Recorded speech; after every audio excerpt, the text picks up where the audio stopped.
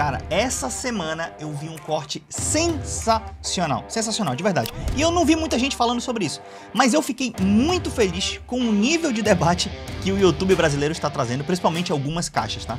De um lado a gente tem um professor, e o professor José Cobori, que eu sou muito fã, né, do trabalho do Cobori, e do outro lado a gente tem um comunista, um Humberto Matos. Inclusive, eventualmente, se você não me conhece, caiu aqui no canal, você vê Investland. Sim, eu sou o Daniel Shoa, esse aqui é o canal Investland, um canal que fala de investimentos e economia, mas eu sou um pouco diferente dos outros canais de investimento que você vê no YouTube. Normalmente, eles são mais da cartilha neoliberal e tal, tem um pouco de pavor do Estado.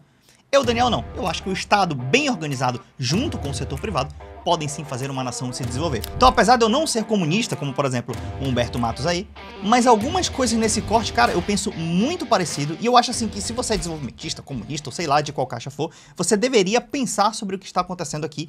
E eu me proponho, às vezes você pode pensar que é um nível de discussão técnica alto, mas eu quero me propor a desenhar o que eles falaram. Sim, eu vou desenhar, eu vou abrir, desenhar, A mais B ele disse isso, que significa isso e tal, e estilo Investland. Se tu é novo aqui também, tu vai ver, meu irmão, esse cara é viciado em desenho.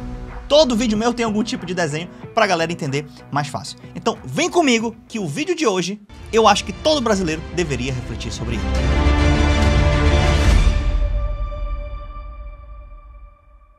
Bom, então vamos ao corte que rolou lá no Três Irmãos Podcast. Eu sonho de ir lá, hein? Será que eu vou conseguir? Vamos ver. Basicamente aqui eles estavam falando, tá? Só para não chegar do nada, que eu vou pegar dos 7 minutos do vídeo diante, eles estavam falando sobre a auditoria da dívida pública e tal, e o Humberto Matos estava falando, cara, a auditoria da dívida pública não precisa, e eles fizeram uma discussão sobre isso no começo, se você quiser ver essa parte você pode ver. E aí eles entraram na discussão do papel da dívida pública e do Banco Central, que é o que eu quero trazer para você, tá? E desenhar para você. Então vamos lá. Antes para resolver esse problema. Mas o problema, de certa forma, é a dívida. A solução é que não é a auditoria, por exemplo. A dívida realmente é um problema. Eu acho que no capitalismo dívida não é problema, dívida é solução. Se você tem a grana, né? Com certeza. O dinheiro é que trabalha para você, ué. Não, você tem a grana, não. A dívida, na realidade, você está antecipando um crescimento que você quer lá na frente, né? Então, assim, até... Não tem crédito. Olha só o que ele vai falar agora, eu vou desenhar para você, tá? Sob o ponto de vista das finanças, a dívida, crédito, é uma solução para você antecipar, para você se financiar um eventual projeto, né? Então, uma empresa, quando a gente estuda em finanças corporativas, qual que é a melhor relação de custo de capital da empresa, que a gente chama de custo médio ponderado de capital? É quando você injeta dívida na estrutura de capital. Calma que eu vou desenhar. Da empresa. Se a empresa tiver só capital próprio, ela não consegue financiar os seus projetos. Então, para ela financiar os projetos, ela traz capital de terceiros, que em teoria é mais barato, vai jogar o custo médio ponderado de capital para baixo, os projetos vão ficar economicamente viáveis, ela vai executar o projeto e vai se dar bem lá na frente. Por que ela faz isso? Porque lá na frente vai gerar receita. Quando você olha para o Estado, eleva isso à enésima potência, porque além dela emitir dívida, ela emite moeda também. O professor José Cobori, aulas, né? É classe, o professor Cobori é lenda demais. Eu vou desenhar o que ele falou pra você, só pra você acompanhar esse raciocínio, tá? Lembra que ele tava falando assim, cara, tem empresa que tem um projeto inviável, mas aí ela pega o capital de terceiro, o projeto fica viável, não sei o quê, o custo médio ponderado de capital. Vou explicar o que ele tá falando e aí você vai entendendo esse vídeo passo a passo. Imagina o seguinte, existe uma empresa e ela faz um projeto de viabilidade econômica. Ela quer saber quanto que ela pode lucrar com aquilo anualmente, por exemplo. E aí, esses projetos têm uma conta que a gente faz chamada TIR, tá? Tem o TIR e tem o VPL também. O VPL tem que ser maior que zero. Mas enfim, vamos focar na TIR. A TIR é uma taxa interna de retorno. O que significa isso? Eles calculam e falam o seguinte, cara, a longo prazo, ou a médio prazo, ou a prazo X, eu vou começar a ter um retorno de 20% ao ano com essa empresa.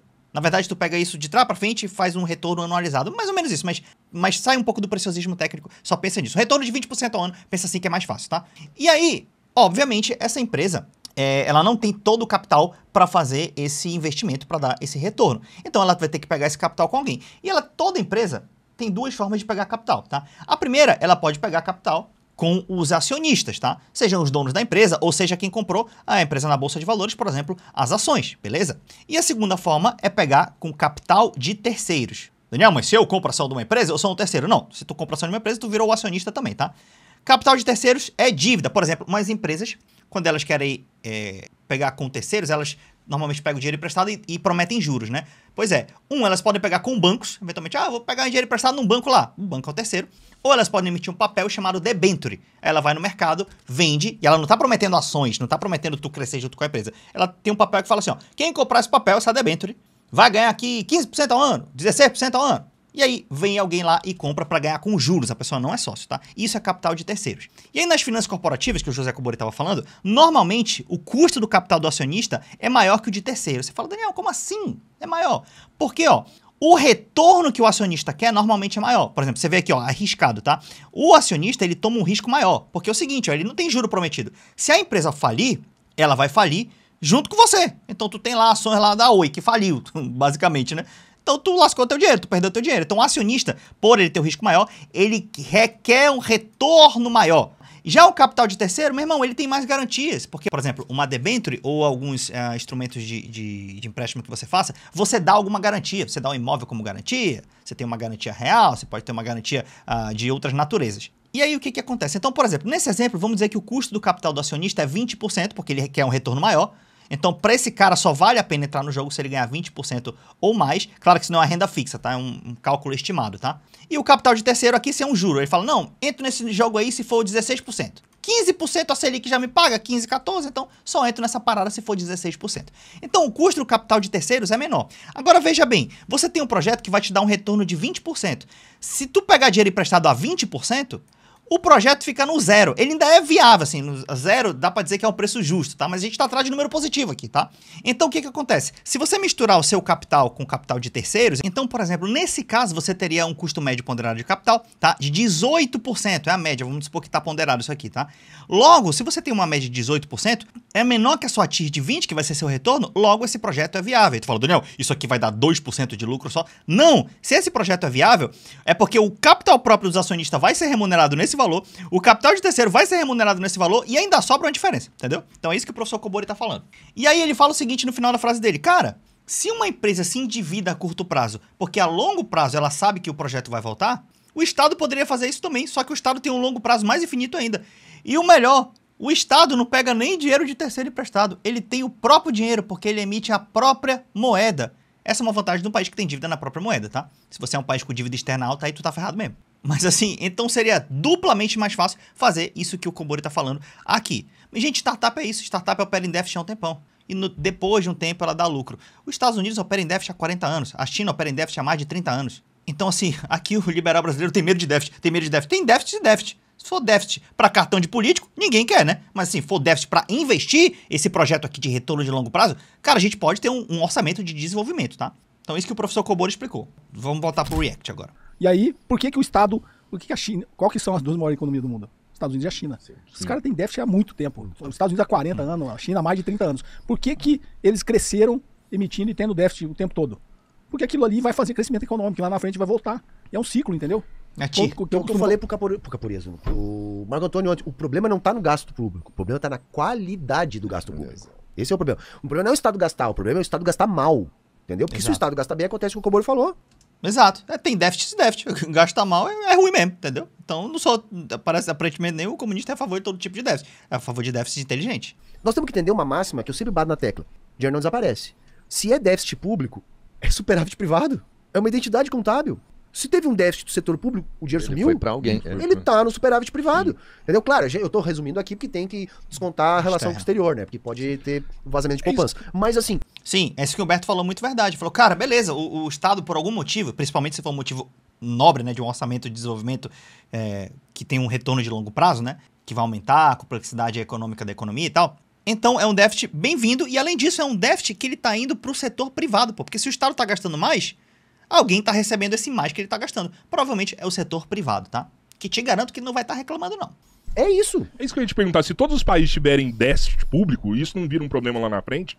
Cara, mas basicamente... Igual a China tem déficit público, sim, mas ela acaba tendo... Ela acaba trazendo dinheiro externo pra dentro. Público. Rodrigão, só não tem déficit público país usuário de moeda.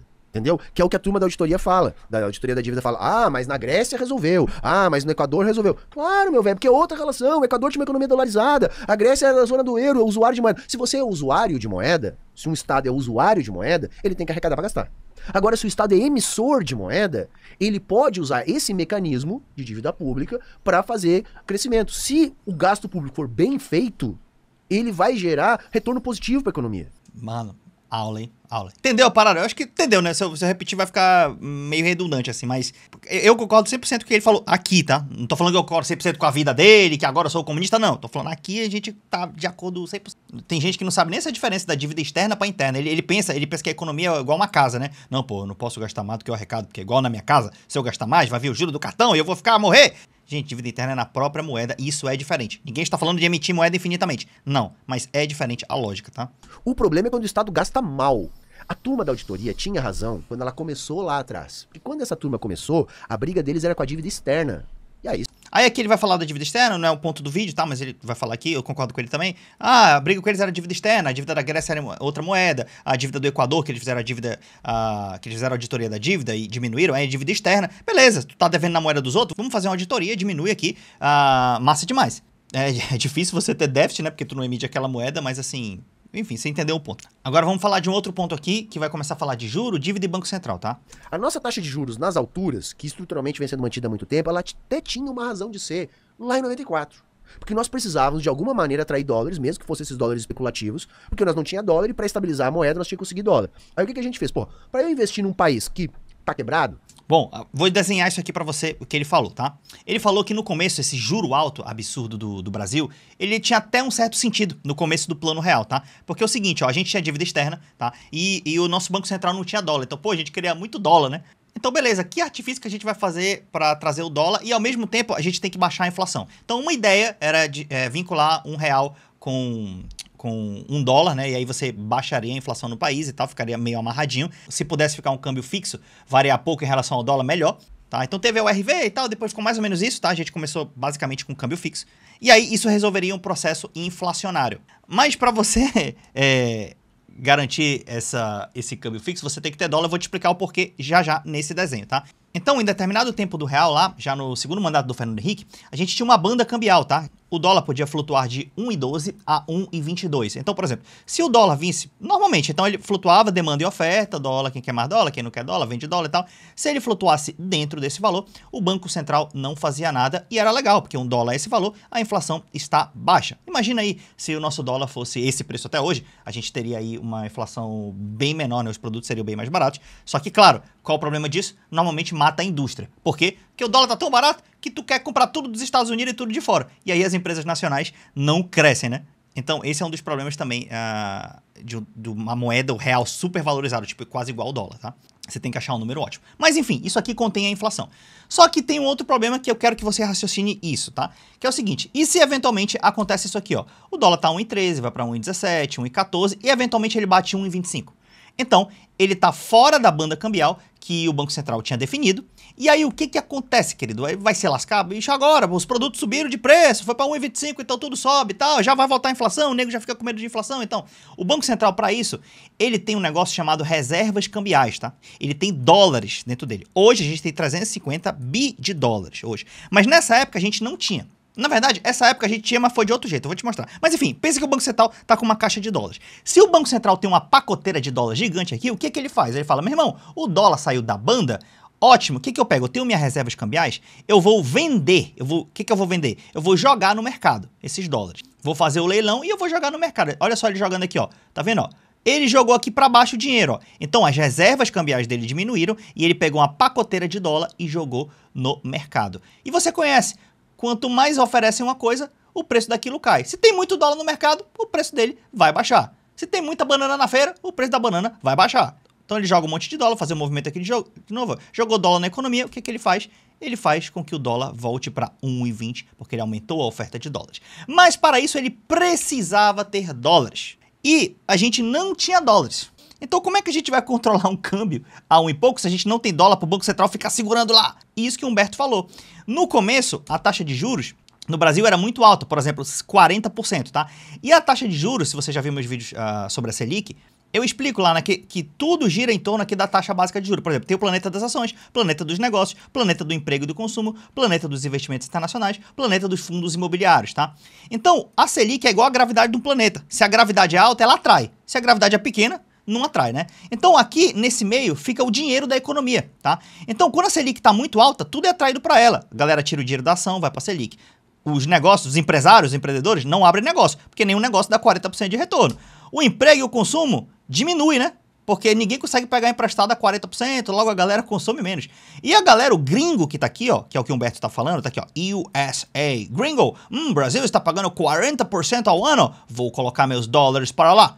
Então, ele falou que fazia sentido colocar a taxa de juros a 40% porque atrai dólares. Atraindo dólares, a gente teria reservas cambiais. Tendo reservas cambiais, a gente consegue bancar esse dólar aqui dentro dessa faixa. Só que, claro, isso era extremamente seguro? Não, porque eventualmente pode ter uma taxa super alta, alguns países já tiveram, e o investidor não confiar. Era uma moeda nova e tal, mas assim, não é o plano perfeito, mas tinha algum sentido. Isso que o Beto tá falando que tinha algum sentido, essa taxa de juros ser alta. Hoje em dia não tem mais. Por quê? Porque nós já temos 350 bilhões de dólares de reservas internacionais. Nós já temos uma economia que sabe lidar com uma inflação mais baixa. A gente não tem um perigo de surto inflacionário de 3 dígitos ao ano, alguma coisa parecida com isso. Então, até sobre aspectos liberais, não faz sentido hoje a economia do Brasil ter um juro tão alto, tá? Vamos continuar com o corte. Porque nós não tinha dólar e para estabilizar a moeda nós tínhamos que conseguir dólar. Aí o que a gente fez? Pô, para eu investir num país que tá quebrado, eu tenho que oferecer um prêmio de risco muito grande. Por que eu vou botar o dinheiro no Brasil? Porque vamos pensar no investidor estrangeiro que quer comprar título público só para ganhar no juro. Pô, eu vou comprar meus títulos no Brasil, mas se o Banco Central do Brasil não tiver dólar, quando eu for realizar meu capital, eu não tenho garantia nenhuma. Se eu for realizar meu capital e o Brasil não tiver o dólar para me pagar, quando eu for fazer o processo inverso, eu perdi. É porque o Banco Central é uma grande casa de câmbio, tá? No final, ele que tá trocando dinheiro. Quem quer dólar, pega dólar. Quem quer real, pega real. Então ele tem que ter um estoque, né, grande de dólares. E de reais a gente tem estoque infinito, né? E dinheiro. Então o prêmio de risco tem que ser maior. A taxa de juros tem que ser maior. Então lá atrás fazia, sim, algum sentido a gente ter essa taxa de juros. O problema é que isso passou. Não tem mais esse sentido para fazer isso. E a gente é excessivamente conservador. E aí o Cobori também já foi no ponto central. A questão é controlar o dólar. Então a gente usa essa taxa de juros para manter o dólar relativamente estável, porque é o que tem mais impacto sobre a inflação. Só que eu penso em linha com o que a gente vem conversando aqui. Não, dá para ter algum... O que ele falou é o seguinte, ele falou, cara, o Banco Central bota esse juro alto no Brasil também porque a gente tem medo de dólar alto. Então, beleza, a nossa taxa não é mais 40%, 100%, 30%, beleza, mas é 15%. É mais baixa? É. Mas também o dólar subiu, o dólar tá 5-1 agora e tal. Enfim, se bem que nessa época, tá, gente, o dólar... Hoje o dólar é câmbio flutuante, tá? O câmbio no Brasil é flutuante. Nessa época, lá em 90 e poucos, tá, no plano real, era câmbio fixo em bandas, ou seja, o Banco Central atuava muito mais, o que quer dizer que não era o valor orgânico do dólar. Se o dólar fosse câmbio flutuante igual hoje é flutuante sujo, o Banco Central deixa livre, eventualmente tem um choque especulativo, alguma coisa maior, ele vai lá e intervém, beleza? Mas intervém muito, muito menos do que antes, tá? É praticamente flutuante. Então, se naquela época lá, em 90 e poucos, fosse flutuante, o dólar seria mais ou menos 2-1, tá? Essas são umas contas que alguns economistas fizeram. Então ele subiu de 2-1 para 5, 5,50 para 1, nesse período aí de, sei lá, 30 anos, né? Então uma boa evolução, né, pro nosso lado, né? Não foi tão terrível assim. Controle de capitais. E aí ele falou que se você mantém o dólar controlado, você mantém a inflação baixa, mas que isso é uma lógica muito pobre na visão dele, tá? Sabe? Dá pra gente tentar amarrar algumas coisas para diminuir essa volatilidade do dólar. Pode fazer o que eu falei, a gente pode dar mais instrumentos pro Banco Central, sabe? Para ele fazer política monetária. A gente tem que melhorar o conjunto institucional para que a gente possa abrir caminho, para que a gente tenha uma taxa de juros estrutural menor. Que tipo de ferramenta se daria para o Banco Central? Boa pergunta, boa pergunta. Ele falou, vamos dar mais ferramenta. Ele perguntou exatamente o que eu perguntaria. Que tipo de ferramenta você daria para o Banco Central para não ter que ficar dependendo só da taxa Selic, né? Além de trabalhar com a taxa de juros. Eu dei alguns exemplos aqui. Um são os depósitos remunerados, né, em alternativa às compromissadas. Na verdade, assim, depósito remunerado já tem, tá? Se não me engano, desde 2021. O Humberto deve saber disso, ele é bem informado, mas se não sabe também, já tá rolando no Banco do Brasil. No Banco do Brasil não, no Banco Central. O que é depósito remunerado? Cara, é meio chato de explicar assim, acho que ficaria muito longo esse vídeo, mas assim, basicamente, o Banco Central é para regular a liquidez aí da economia. Então, por exemplo, se ele quer botar dinheiro no mercado, ele compra mais título público, aí ele pega um título de papel e dá o dinheiro para os bancos aumentam o dinheiro, aumenta a liquidez e tal, com isso ele consegue atingir a Selic meta, a Selic over fica igual a Selic meta, enfim, é uma coisa chata. Então o Banco Central faz open market e tal, que é compra e venda de título via operação compromissada. Posso gravar um vídeo desenhando e tu vai entender isso. E aí, essas operações, elas são usadas também numa situação que alguns bancos, tem uma regra lá nos bancos que fala que no final do dia, eles não podem fechar o caixa no negativo, né? Então, alguns bancos têm sobra de caixa. E às vezes, esse que tem sobra de caixa, tipo, o Itaú teve sobra de caixa nesse dia, e o Banco do Brasil não teve, o Itaú, ele pode emprestar pro Banco do Brasil. Então, o Itaú sobrou, ele fala, meu irmão, não posso dormir com 10 bilhões em caixa, tem que prestar pra alguém, vou caçar alguém aqui que tá precisando de 10 bi. Então, eventualmente, ele acha alguém e empresta. Mas, às vezes, ele não acha. Então, quando ele não acha alguém, ele tem que ir lá com o Banco Central e ficar comprando e vendendo título e operação compromissada, enquanto simplesmente ele poderia fazer um negócio que era pegar esse dinheiro dele, o que sobrou, os 10 bi, e, meu irmão, Banco Central, tá bom, guarda direto aí, me remunera isso aí. E eles criaram isso aí já, os depósitos remunerados, né?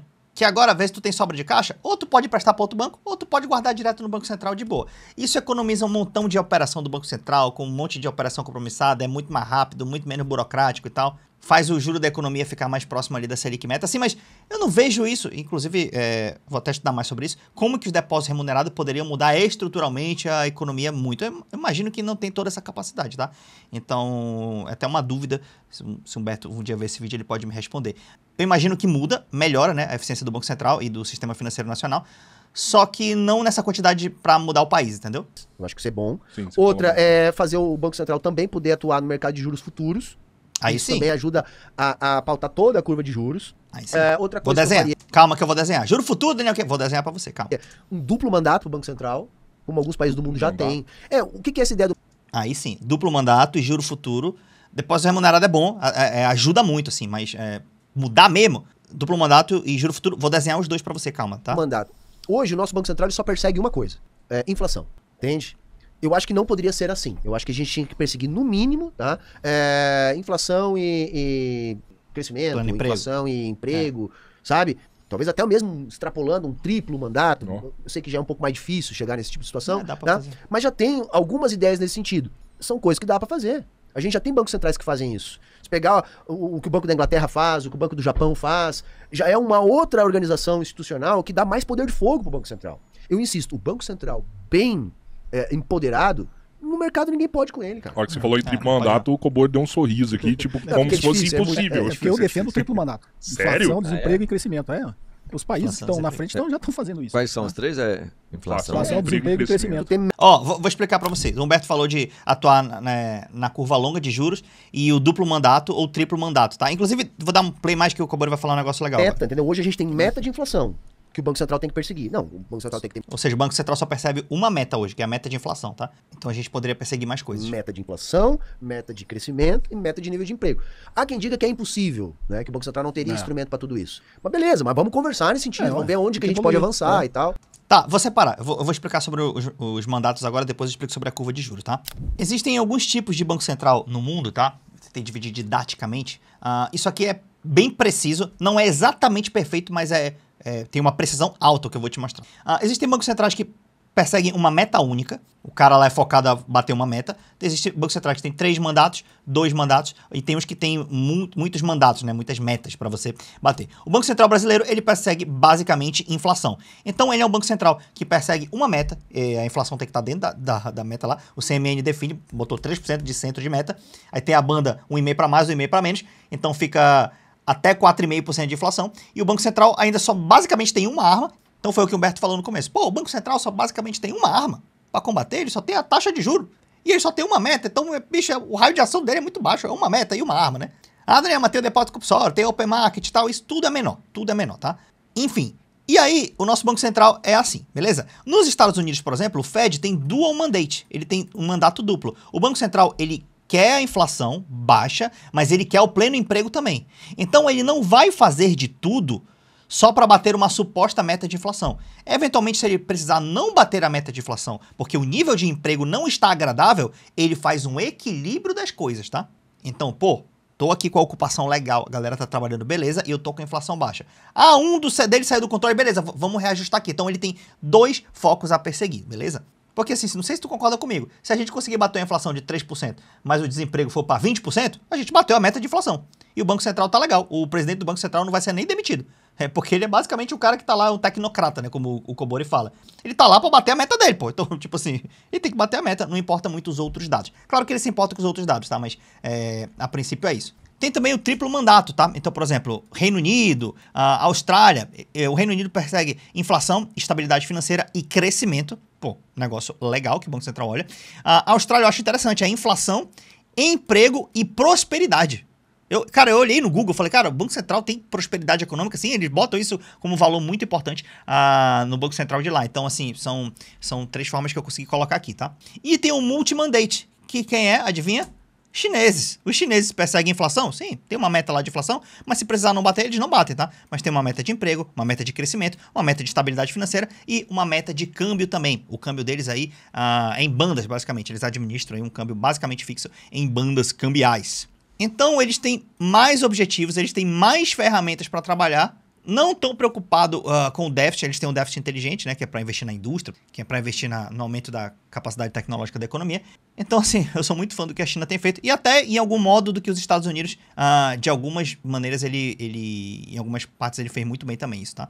De usar aí o Estado e o setor privado e o próprio Fed. Voltando ao corte, que agora eles vão falar da curva longa de juros, tá? Que essa eu acho que mudaria bastante a economia também. O mandato, para mim, é o principal. O mandato e mudar a meta de inflação. Então, um dos mandatos é a meta de inflação, né? Beleza, ela tá 3 por quê? Cara, vamos fazer igual da Índia. O RBI da Índia, eles têm a meta de inflação de 4. Igual era no Brasil. Meta de inflação 4, com mais ou menos 2, tá? Então a inflação pode chegar aí até 6. Adriano, mas se a inflação chegar até 6, vai ser terrível. Não, às vezes a inflação nominal está 6, mas as pessoas não perderam o poder de compra. Sim, é diferente. Não necessariamente é igual aqueles caras que falam, o real perdeu 86% do poder de compra. Gente, moeda não tem poder de compra. Quem tem poder de compra são pessoas. Uma moeda, ela não come comida, ela não dorme. Moeda é um instrumento que você usa. A pessoa, sim, pode se lascar se uma moeda desvalorizar ou não. Mas, por exemplo, se tu tem uma inflação, se tu ganha R$1.000 e a inflação foi de 100%, mas agora tu ganha R$2.000, então você não perdeu o poder de compra. Mas nominalmente a inflação tá lá 100%. Então a China tem essas manhas, né? De saber que não necessariamente o número inflação significa a perda do poder de compra geral da economia. Então dá para sim para você ter uma meta de inflação mais moderada, né? Então eu acho que ter uma meta de inflação mais razoável. Um dual mandate já seria o suficiente, mas triple mandate seria ótimo, né? Pro nosso Banco Central. E esses instrumentos seriam incríveis. Vamos que eu quero fazer o último desenho para vocês. Inflação você defende 4 com 2 de banda. E crescimento e desemprego seria o quê? Não, mas aí você tem que, obviamente, são 3 variáveis. Aí você uma teria que sentar e regular. Não tem como falar, eu quero ser de desemprego e tal. Também não é tão durão assim, né? Tem que dar uma reunida. Atuar ao longo da curva não é novidade para ninguém. O Banco Central japonês faz isso, né? Fez isso durante muito tempo. Os Estados Unidos, quando quer, faz isso. Fed faz. Porque ele tem a hegemonia do dólar. E ninguém, como disse o Humberto, ninguém pode com o Banco Central. Fala, mas vai ter dinheiro. Não, porque o Banco Central está comprando e vendendo o tempo todo. Ele quer alguém com a capacidade de manipular o mercado maior do que o Banco Central? Não tem. E ele não falou, tá? Mas é trilhão. É operação compromissada. Tem dias que batem mais de R$1 trilhão por dia de operação compromissada que o banco faz, tá? O Banco Central, no caso, né? Você pega 2 fundos ali do Banco Master e um cabeça de bagre, eles manipulam o mercado. Você acha que o Banco Central, se ele quiser manipular, você atuar na curva de juros é manipular o mercado. Na direção que você quer. Então o que o Banco Central japonês faz, pra vocês entenderem o que é? A relação taxa de juros e valor do título é... Cara, o mercado, às vezes, com coisinha, às vezes influência manipula o mercado, pô. E varia... Aí a galera já dá pressão, né? Meu Deus, a bolsa subiu, a bolsa caiu, o juro futuro subiu, o juro futuro caiu, é o caos do governo, vai isolar, tem que fazer o superávit primário, olha o déficit. Meu irmão, essas histerias aí, filho, dura 5 dias, mano. Depois normaliza. Então não dá pra competir com o Banco Central, não. Se atuasse ativamente, seria melhor, tá? A taxa de juros tá no denominador. Calma que eu vou desenhar o que ele tá falando, tá? Da taxa de juros longa. Então quando você começa a comprar muito título, você joga o preço pra cima e a taxa de juros cai. Quando você faz o inverso, você vende muito, o preço cai e a taxa de juros sobe. Vou explicar isso. Então ele consegue manipular a taxa de juros no patamar que ele quer. O que ele faz? O mercado, e por que isso é importante? Porque os projetos de longo prazo da iniciativa privada, eles utilizam a curva longa de juros, a taxa de 10 anos. Então quero fazer, obviamente, porque os projetos não dão retorno no ano que vem. Cada tem um projeto para dar retorno em 5 anos, em 10 anos. Então ele consegue se financiar no mercado de capitais com a taxa de juros de 10 anos. Que é o que eu falei para vocês no começo da conversa. A empresa se financia com capital de longo prazo, etc. Tem uma porcentagem, enfim. Só que se a taxa de curto prazo está em 15, você tem uma curva, a curva padrão ela é positivamente inclinada, né? Então a taxa de longo prazo está mais alta ainda. Ou ela tem um outro formato, mas geralmente está mais alta. Então quando você quer, inclusive... Ele tá falando que normalmente o juro futuro é mais caro que o juro de agora. Eu vou já desenhar também. Se derrubar a taxa de juros no curto prazo, você começa a mexer na de longo prazo. Só que na longo prazo, teoricamente, você não precisa ter dinheiro. Você tem outros instrumentos derivativos que você consegue fazer isso. Mas no limite, se você quiser ter dinheiro, se você quiser jogar a taxa de juros para baixo, você começa a comprar os títulos. Compra. Você imagina o poder de fogo do Banco Central. Não pode fazer isso, por lei, no Brasil. Não pode. Imagina o poder, inclusive acho que no passado eles tentaram passar uma lei pro Banco Central poder fazer isso. Acho que foi na Covid, inclusive. Na Covid eu me lembro que até pro Banco Central atuar em títulos privados. Se eu não me engano foi isso que eles liberaram, que não podia nem isso. Né? Mas enfim, tem que mudar mais instrumento o Banco Central. Imagina o canhão que o Banco Central tem. Você acha que alguém vai querer apostar contra ele? Cara, se o Banco Central quiser, ele quebra qualquer um no mercado. Vou entrar comprando de longo prazo agora. Se de 10 anos eu vou comprar amanhã. Porque, assim, como funciona o mercado de capitais? Todo dia o Banco Central entra no mercado, o que a gente chama de open market. Open market. Ele entra lá exclusivamente, como ele só tem um mandato único, ele entra exclusivamente para controlar a taxa de juros, para chegar na meta da Selic que eles determinaram. E ele não falou, mas é mais de 1 trilhão de open market, tá? Por dia. E como que ele faz isso? Comprando e vendendo título, no mercado aberto. Então ele entra, tem os dealers, geralmente são 5 maiores bancos. Depois esses bancos distribuem para o mercado interbancário, mas ele entra lá e fala assim, estou comprando título. ele bateu na mesa, o sistema financeiro vai fazendo, vai contra ele. Estou comprando, todo mundo vende. Porque ele fica regulando as reservas bancárias, né? Todo banco tem uma reserva em cash, dinheiro, e uma reserva em título público. E aí o que ele está fazendo é controlando essas reservas para chegar na política monetária. Aí ele entra lá e fala, estou comprando título. Todo mundo começa a vender, ele compra até o patamar que ele chegou na meta que ele quer lá da Selic. Fica lá muito próximo hoje dos 15%. O que ele vai passar a fazer isso no mercado aberto, no mercado futuro. Isso aí. Estou comprando título de 10 anos agora. Você acha que alguém vai contra ele? Resumindo, Alguém vai postar contra ele? se o Banco Central quiser, ele escolhe todas as taxas de juros. Hoje ele só escolhe a curta. escolhe. E a curta, basicamente, é a taxa do mercado interbancário. Isso. Aí eu vou desenhar pra você agora. Talvez tenha ficado complicado, mas ó, vou desenhar, tu vai ver que é mole o que eles falaram, tá? Mole não, né? Assim, com o desenho vai ficar mole. Por isso que tu tem que se inscrever no canal, bicho, Investinete. Olha o trabalheira que deu pra gente explicar isso aqui pra você, tá? Belezura? Vamos lá. É o seguinte, os títulos do governo, até um dinheiro ele é título, tá? Só que ele é um título de vencimento, é um resgate automático. Se você chegar lá, ele é líquido na hora, né? É liquidez instantânea. Tu chega lá, tu troca o título pelo que tu quiser, troca o dinheiro pelo produto, né? E tem também os dinheiros, né, de longo prazo, que tu não pode trocar na hora, tu vai trocar lá num vencimento. Então, por exemplo, o Banco Central fez lá, o Banco Central não, o Tesouro, perdão. Aqui é o Tesouro de Investment, tá? Governo de Investment, tá? Fez lá um título pra você de IPCA mais 6. Você comprou em 2025 e tu vai receber isso aqui por 10 anos, tá? E aí o que acontece? Você vai ganhar inflação, vamos supor que a inflação é 5%, tá? Todo ano. Mais 6%. Então tu vai ganhar 11%, eita, tá horrível essa letra, 11% ao ano durante 10 anos, tá? Claro que a inflação do ano vai mudando, tu vai ajustando esse título aqui pra você. O que os nossos queridos amigos estavam falando? Estavam falando o seguinte, se por algum motivo o mercado acontece algum ruído fiscal, não sei quem é eleito, alguma coisa, o Trump fala alguma coisa, o mercado fica, ou faz aquele problema com a austeridade, o fiscal, meu Deus, o déficit primário esse ano, o Brasil vai falir, na própria moeda, né? Vai falir, vai quebrar na própria moeda, vai entrar em default. Umas economias meio freestyle. O que acontece? Que quem ensinou isso foi os americanos, mas nem eles usam, tá? Por isso que eu falo que é freestyle, né? Se eles usassem, tudo bem, eu falava que era real. Mas assim, aí, esse mesmo título lá no futuro, o Banco Central não tem poder sobre ele, o mercado que define o poder dele, tá? Então o mercado passa a cobrar nesse título, por exemplo, IPCA mais 8. E quem paga esse título é o Estado, tá? Pô, se o Estado tem que pagar 6%, finge que a inflação não existe, tá? Finge que é um título de 6%. Se o Estado tem que pagar 6%, é um custo pro Estado, pra dívida, né? Se ele tem que pagar 8%, é mais, né? Então é um custo maior, aumenta a dívida. Então, por exemplo, o mercado fica agitado e ele transforma esse título em IPCA mais 8. Então, esse aqui é o juro futuro. Meu irmão, o juro futuro agora tá IPCA mais 8. Isso aqui nos títulos que é os híbridos, né? São atrelados à inflação. Tem também os títulos pré-fixados, que é um número fixo e tal. Enfim, não quero entrar muito profundo. Aí, qual que é a parada deles? O Banco Central, basicamente, ele tem poder sobre os títulos de curtíssimo prazo, que é basicamente o Tesouro Selic ali do mesmo dia, filho. É um negócio incrível. E ele falou que o Banco Central pode manipular o longo prazo. Como que ele pode manipular o longo prazo? Pensa aí. Como que o Banco Central pode pegar esse título aí que tá IPCA mais 8 e trazer para IPCA mais 6? Ele pode chegar lá e falar assim, ó, IPCA mais 6? Não, ele tem que fazer um processo para isso. Que é o seguinte que o professor Kobori falou, tá? O BC, ele chega lá, nesse título do futuro e fala assim, ó, meu irmão, esses títulos do futuro aí, tem no mercado? Beleza, vou sair comprando. Quando ele sai comprando, esse título baixa para 6%. Aí você fala, Daniel, mas eu não entendi essa lógica. Porque assim, normalmente quando você compra alguma coisa, tem um monte de gente querendo comprar. A demanda sobe, né? Então o preço aumenta, né? Você fala, é verdade. Muita gente querendo comprar, o cara logo aumenta o preço. Por que então, quando o Banco Central entrou comprando trilhões, em vez de subir para 9, por exemplo, baixou para 6? Não aumentou a demanda? Não deve aumentar? Mas você está confundindo a taxa com o preço do título, isso que o Kobori explicou também para vocês, e eu vou te explicar aqui agora, tá? Então ele compra e volta para IPCA mais 6. Vou te explicar a lógica. Pensa aqui no hoje, 2025. Todo título, a maioria dos títulos do governo, tá? Prefixados, indexados à inflação, ele já tem um valor final pré-pronto. Ele é um papel de R$1.000. Então tu ganha lá um papelão de 1.000 conto. Vale R$1.000. E aí, na verdade, tu compra ele a preço de hoje com desconto. Então, por exemplo, lá em 2000, vamos supor que aqui o vencimento é 1 ano, tá? Sei que a gente tá falando de juros de longo prazo, mas ia ficar uma conta difícil.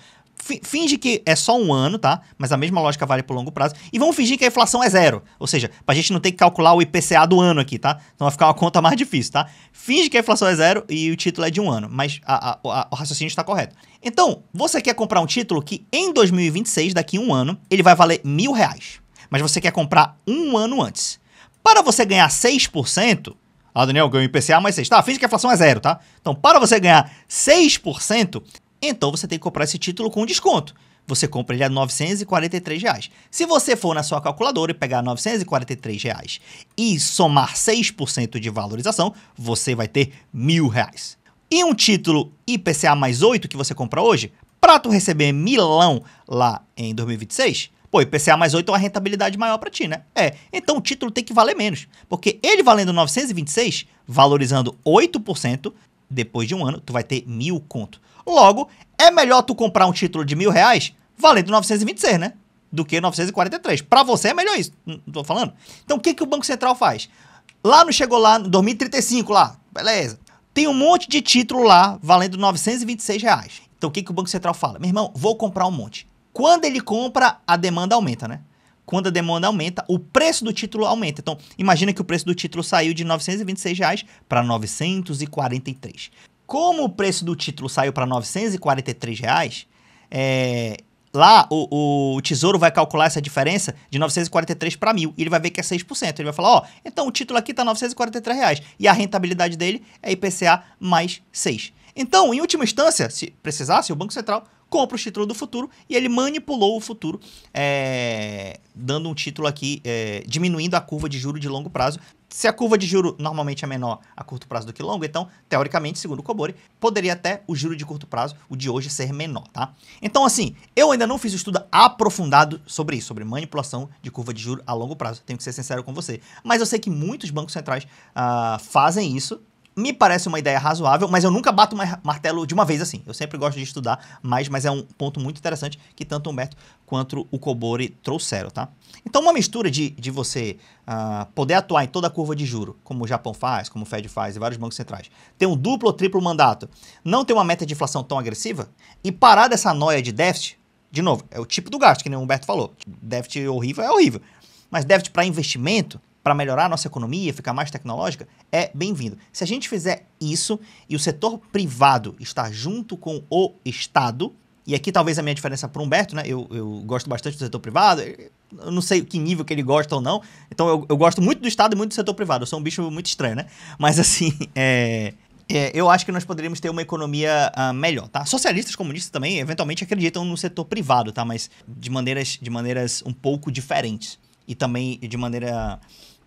na quantidade de setor privado na economia, mas aí é uma discussão da discussão da discussão. No macro, se a gente fizer uma ideia dessa, eu imagino que o Brasil poderia ser um país muito melhor. Qual o desafio hoje? Os maiores influencers da internet são super liberais, eles pensam que a economia é uma casa, que qualquer déficit é mal-vindo, enquanto eles mesmo ensinam investimentos, a gente compra empresa endividada. Você tem uma métrica que chama dívida líquida sobre EBITDA. Então a gente aprende que em alguns setores, se a empresa está endividada em até 3 vezes, pode ser bom, não é um endividamento tão grande. A longo prazo, esse dinheiro vai se pagar. Então, para o Estado, poderia ser uma lógica parecida. Não estou falando que é 3 vezes, mas assim, se o Estado tem um longo prazo infinito e se financia na própria moeda, não tem por que a gente ser tão conservador com o Estado, se nem com uma empresa a gente é. Entendeu o que eu estou falando? Então, bom, mais ou menos essa a minha opinião. Não sou o dono da verdade. Eu sempre posso estar errado, mas você também. Fica com Deus, super abraço, até mais.